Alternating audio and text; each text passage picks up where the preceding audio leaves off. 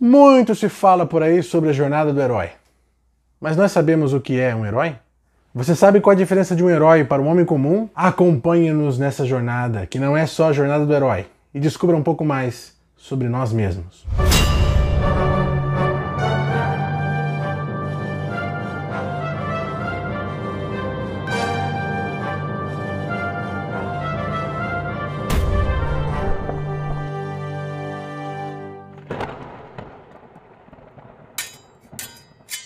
Bem-vindos ao Cultura Heróica, onde o nosso objetivo é cultivar heroísmo. E se você gosta das histórias de grandes heróis e heroínas de todas as civilizações da humanidade que despertam o melhor em nós que ouvimos as histórias, já se inscreve no canal, curte esse vídeo para dar força porque esse é o nosso primeiro vídeo, contamos contigo nessa jornada. O termo herói como conhecemos é encontrado no século I a.C. com o poeta e filósofo Cícero. Ele se referia a homens célebres da sua época, que é na verdade mais ou menos o termo que a gente conhece. Herói, um homem célebre, grandioso, com uma força extraordinária e fantástica ou com uma coragem sobre-humana.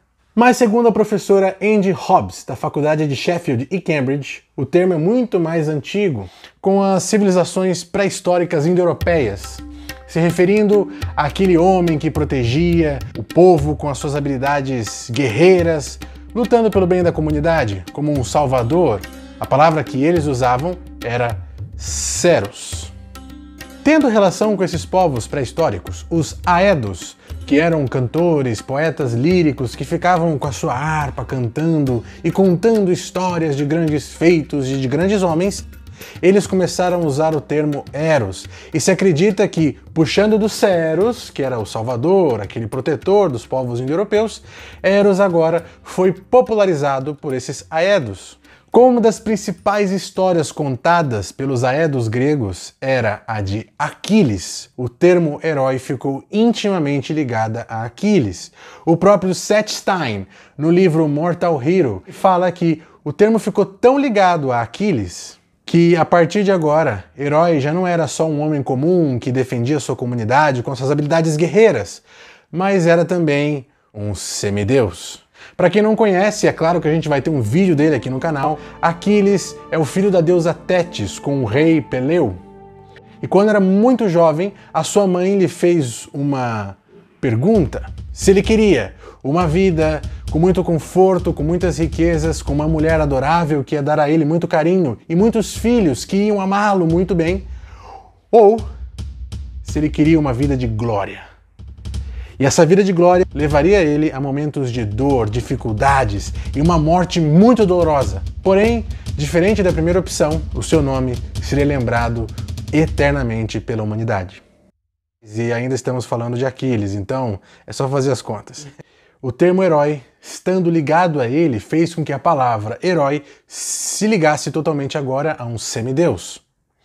Então, quando falamos herói, nesse caso, nesse momento, como o próprio Seth Stein afirmou no livro, agora estamos falando de um semideus. Tanto é que o poeta Hesíodo e também o poeta Píndaro, um do século VIII e o outro do século V, vão usar o termo herói estritamente para isso, para um semideus. Tanto é que na Ilíada, Aquiles é chamado de herói, mas Heitor não. Lembrando que Heitor não é semideus como Aquiles, Heitor era chamado de Agathós. Agathós era o nome que se dava a um homem com arete. Segundo o livro Paideia, arete era a expressão máxima humana da excelência divina. Ou seja, traduzindo, seria uma espécie da maior prática da virtude, da ética na sua máxima expressão. Lembrando que o termo Agathós, referindo-se então a Heitor, aí agora, o homem de arete, não faz dele inferior ao herói. A diferença somente estava no caso de Aquiles ser um semideus e Heitor não. Mas Heitor não era um homem inferior a Aquiles, tanto é que quando lemos a Ilíada, Heitor aparece de uma maneira muito brava, com muitas virtudes e valores, com uma coragem extrema. Um dos momentos mais belos da Ilíada é quando Heitor está se despedindo da sua família para enfrentar Aquiles.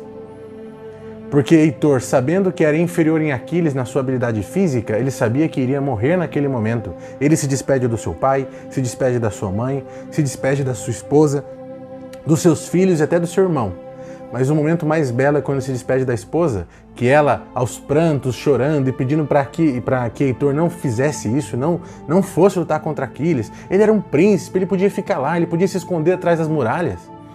E ele fala para ela que ele tinha que mostrar para os gregos, especialmente para Aquiles, que na hora que ele morresse, a face que ele ia mostrar ia ser tão guerreira e tão brava que os gregos iam saber que Heitor estaria esperando eles lá no pós-vida.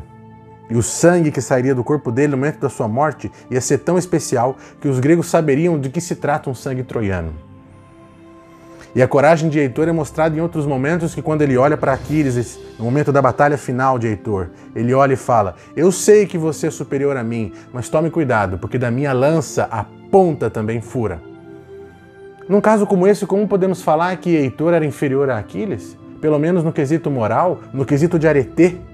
Por isso que, como já mencionei, Herói era semideus e no mesmo nível Agathós, mas não era semideus, não era filho divino, era um homem que tinha o mesmo nível de um herói. Mas aqui vem uma coisa muito interessante.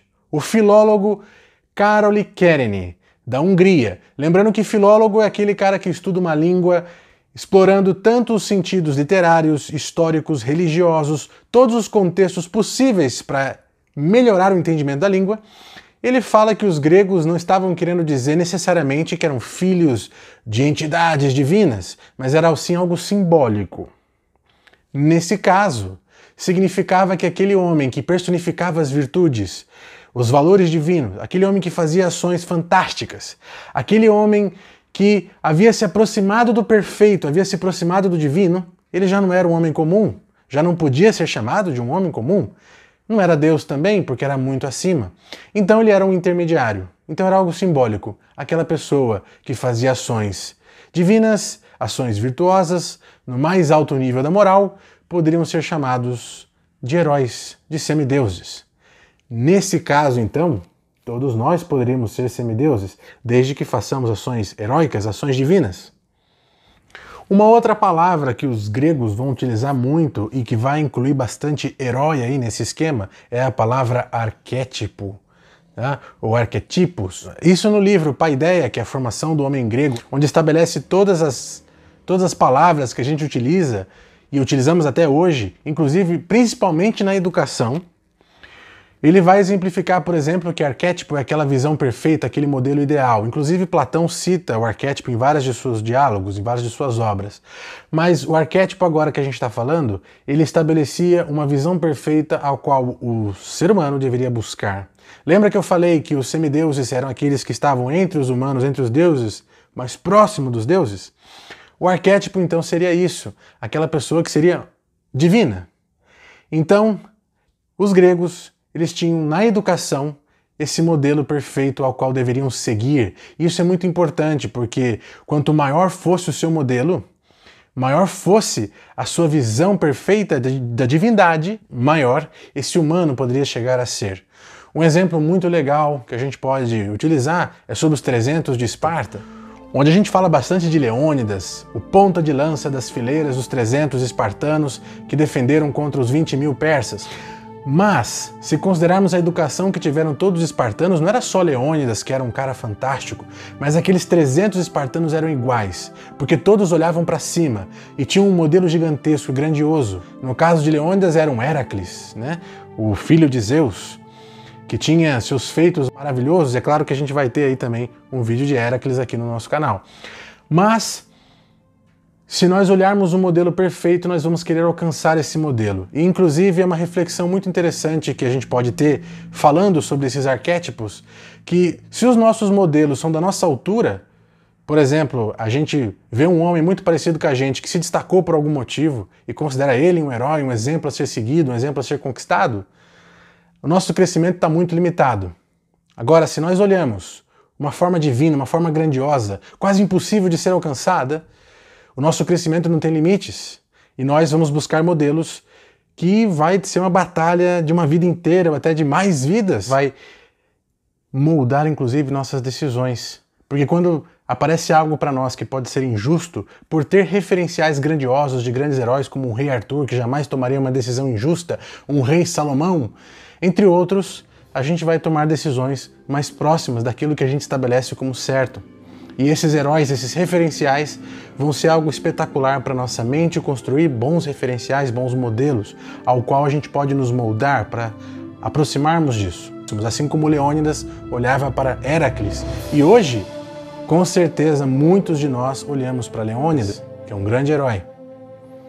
E agora a gente entra numa outra parte que daí já não envolve tanto os gregos quanto eu estava falando até aqui, mas a psicologia usa muito esse termo. Ela também usa a palavra arquétipo, principalmente na psicologia analítica, criada por Carl Gustav Jung.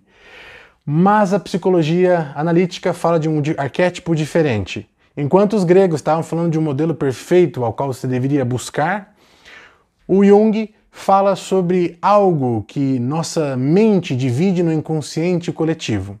Então, todos nós temos um pedacinho da nossa inconsciência que a gente divide com todos os seres humanos, toda a humanidade, mas não só a humanidade atual, como também a humanidade que houve aí e se desenvolveu durante os milênios.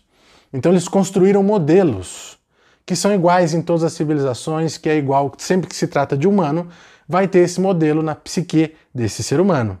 E esse modelo pode ser despertado. E quando ele é despertado, ele invade também a nossa consciência, que já não é inconsciente, mas a consciência. E quando ele invade a consciência, ele preenche ela com esse arquétipo.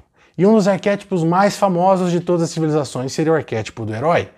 E o Jung não fala muita coisa, é claro que ele estabelece muito bem como é o arquétipo do herói, mas o que nos interessa bastante para adentrarmos nesse grande arquétipo é quando a gente fala de Joseph Campbell. No seu livro O Herói de Mil Faces, onde ele reúne todos os seus estudos iniciais sobre o que é um herói, sobre o que é mitologia e como isso está presente em todas as civilizações, ele vai, como o próprio nome do livro dizer, está falando de um único herói em milhões de faces em diversas civilizações. E esse único herói seria o nosso ego, nosso interno, nosso protagonista, que é um protagonista de todas as vidas, ou seja, todos nós somos heróis de nossa própria vida. E essas histórias de todas as civilizações poderiam sim contar a história de grandes homens que viveram na época deles, que estavam lá, que estavam se desenvolvendo. Isso está incluso. Mas estava contando também a história de nossa própria alma, tanto nos mitos como também nos contos de fada. Então a palavra herói também vai ter um outro sentido na psicologia. Já não é um semideus ou um homem que faz ações divinas, mas vai ser também todo mundo que é protagonista de sua própria vida, que enfrenta todas as coisas. Para Joseph Campbell, herói é aquele homem ou mulher que superaram as limitações de sua própria civilização, as fraquezas de seu próprio povo, de sua própria tribo, e entram profundamente na sua mente, enfrentando as suas próprias limitações e passando por diversos obstáculos internos que vão individualizá-lo ainda mais. Então um herói é aquele que topa o chamado da sua própria consciência, de sua própria alma, na busca da construção de si mesmo, a sua realização, a sua relação psicológica, assim por diante. Joseph Campbell fala, por exemplo, que não podemos contar nunca que a sociedade construa um herói. Vamos esperar que a sociedade construa um herói. Jamais isso. O herói é algo individual, é algo que nasce de dentro para fora. O herói vai nascer no desespero do silêncio de um ser humano que inicia as suas provas. Isso é tão forte que Joseph Campbell vai nos falar sobre a jornada desse herói, desse ego que vai se expressar em todos os mitos. Ele vai falar, por exemplo, de um momento da jornada do herói, que é o chamado da jornada, da disputa, alguma coisa que vai ser uma busca de algo que o herói tem que conquistar, tem que buscar. Isso vai acontecer, claro, nos mitos, nas aventuras, nas histórias que contam por aí, mas acontece todos os momentos em nossa vida. E o herói, ele sabe que quando ele aceita esse chamado, ele vai ter uma morte iminente. Pode não ser a morte física dele, mas vai ser outra pessoa depois dessa prova. Ele não vai ser a mesma pessoa que ele era antes da prova acontecer. Então essa jornada que ele vai passar vai mudar quem ele é drasticamente. Então todos nós, quando aceitamos o chamado, temos que saber que depois de toda a jornada, não vamos ser mais a mesma pessoa. Inclusive, na psicologia vai falar que quando você não aceita o chamado, isso é o que causa, por exemplo, uma depressão, uma grande tristeza, grandes descontentamentos com a sua própria vida e assim por diante. O herói para Joseph Campbell é aquele homem ou mulher que aceita o chamado e parte em direção à busca, enfrentando diversas provas, inclusive a própria morte, a morte da personalidade que ele é naquele momento. E o homem comum seria aquela pessoa, então, que não aceita o chamado. E nesse momento ele fica travado. E ele só vai se tornar um herói quando aceitar o chamado. Uma parte final muito interessante do livro de Joseph Campbell, que é estritamente importante para aquelas pessoas que adoram heroísmo e que querem ser pessoas melhores, de saberem que, se quando nós passamos pelas nossas jornadas, estamos acessando o arquétipo do nosso inconsciente coletivo, nossa imagem primordial que vem desde os primórdios da humanidade sobre o que é o herói e como o herói passou pelas suas provas, estamos nesse momento tomando nosso lugar junto aos heróis. Então nós nunca estaremos sozinhos nessas provas, pelo menos não conscientemente, porque estaremos juntos com todos os heróis que nos precederam. Então a partir do momento que a gente entra num labirinto da nossa própria mente para enfrentar as dificuldades da nossa vida, não estamos sozinhos, estamos com o mundo inteiro ao nosso lado. Todos os heróis que nós conhecemos, que a nossa mente já viu, acessa essas provas. Por isso que é tão importante contar para crianças, por exemplo, grandes histórias de grandes heróis, e não só para crianças. Eu estendo que para todos nós é importantíssimo conhecermos heróis, porque eles vão dar muita força nos momentos que passarmos por dificuldades, porque vamos nos lembrar desses heróis que nos precederam, que estavam lá antes de nós e que passaram pelas mesmas dificuldades, pelas mesmas provas. E esses heróis, essas imagens arcaicas, como chama Jung, estavam lá já preparando para estar junto conosco nessas batalhas, nessas aventuras. Esse é o motivo, por exemplo, que durante a Primeira Guerra Mundial, um momento muito difícil, os franceses começaram a sonhar com Joana d'Arc, começaram a sonhar com a sua heroína, a sua padroeira, que havia conduzido eles no passado a um momento de glória na guerra contra a Inglaterra, e agora ela voltava para conduzir eles novamente à coragem necessária para enfrentar a guerra mundial. Por isso que muitos deles sonhavam com ela e alguns até viram ela conduzindo o estandarte, chamando eles à batalha. Quantos deles, sentindo medo, frustração, entre outras diversas coisas, não enfrentaram porque tinham a imagem da personificação da coragem que para eles era Joana d'Arc? E você já reparou que quando nós escutamos ou lemos histórias, a face do herói, e digo mais, a face de todos os personagens, é a nossa face. Sempre imaginamos com a nossa cara. Porque quando lemos essas histórias, estamos construindo aspectos da nossa própria psique, nossa própria psique. Pelo menos é isso que afirma a psicologia analítica, de que o herói está se referindo àquele protagonista que aceita os chamados de sua própria vida, que enfrenta de frente as suas jornadas e se liga e se conecta com todos os heróis que já houveram, que precederam ele em toda a humanidade. Então lembre-se, ser herói é uma escolha. O homem comum vê a vida cheia de obstáculos, o obstáculo tira dele suas dificuldades, tira dele seus temores, expõe todas as coisas ruins que ele tem. Enquanto que para um herói, ele vê como provas a serem ultrapassadas, desafios a serem conquistados. Por isso que a gente não para só nos heróis mitológicos e até mesmo os históricos, nós também partimos para a nossa nova mitologia, que seria um Superman, que luta por todos, luta por aqueles que necessitam, ou um Batman, que luta para que o mundo seja um pouco melhor, para que uma criança de 8 anos jamais tenha que perder seus pais, como o que aconteceu com ele, ou um Homem-Aranha, onde a sua maior força, onde o seu maior poder é a responsabilidade.